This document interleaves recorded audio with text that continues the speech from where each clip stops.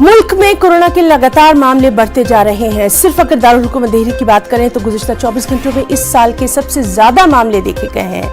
आदाद शुमार के मुताबिक दिल्ली में कोरोना के 3,583 नए मामले दर्ज हुए हैं। इसी दौरान 9 लोगों की मौत की भी खबर है।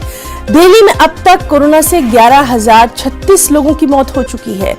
दिल्ली में कोरोना के बढ़ते खतरे के पेश नजर कल सीएम ने मीटिंग तलब की थी। हालांकि सीएम ने वाज़ेह किया कि दिल्ली में फिलहाल लॉकडाउन का कोई मंसूबा नहीं है। अगर लॉकडाउन की नौबत पड़ती भी है तो लोगों से मशवरे के बाद इस फैसले पर अमल किया जाएगा। फिलहाल मुख्तलिफ इक़दाम उठाए जा रहे हैं। वैक्सीनेशन में यानी जो कोरोना की वैक्सीन है उसमें भी तेजी लाई जाएगी। गुज़िश्ता रोज दिल्ली में 71,000 लोगों को कोरोना का ये टीका दिया गया।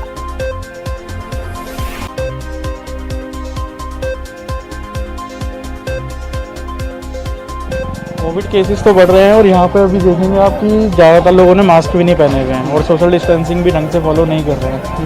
तो अब इस चीज़ में तो केस इंक्रीज़ होंगे ही अगर मार्केट में भी कोई ध्यान नहीं रखेगा और आपका मास्क नहीं पहनेगा तो बिल्कुल ज़रूरत है। बीच में ली थी तो केस डाउन हो गए थे, अब दोबारा से इंक्रीज़ होते जा रहे हैं क्योंकि वही है फॉलो रूल्स हो नहीं रहे हैं ठीक से, ना कोई मास्क पहन रहा है ठीक से।